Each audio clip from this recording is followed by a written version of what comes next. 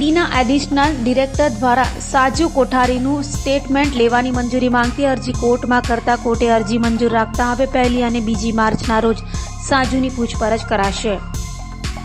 ED એટલે કે enforcement department દ્વારા નાનપુરાના સાજુ કોઠારીની પૂછપરછ અને સ્ટેટમેન્ટ માટે કોર્ટમાં અરજી કરી હતી, જે અરજી કોર્ટે માન્ય રાખતા હવે આગામી 1 અને 2 માર્ચના રોજ ઈડી દ્વારા સાજુની પૂછપરછ કરાશે। ઈડીએ જણાવ્યું હતું કે ક્રાઇમ મારફતે સાજુએ કેટલી માલ મિલકત જમા કરાવી છે, હવાલાનો કોઈ મામલો છે કે કેમ અને બેનામી મિલકતો કેટલી છે। તપાસ માટે ઈડીએ 6 ગુના પસંદ કર્યા હતા, જેમાં crime branch Umra police headquarters Athwa lines police મથકના 2 ગુના અને રાંદેરના 1 ગુનાનો સમાવેશ થાય છે। સાજુ કોઠારીએ અશરફ કુરેશી કેસમાં પણ કરોડોની ચીટિંગ કરી હોવાની આશંકાને લઈ રૂપિયા બાબતે પણ ઈડીએ આડકતરી રીતે તપાસ શરૂ કરી છે।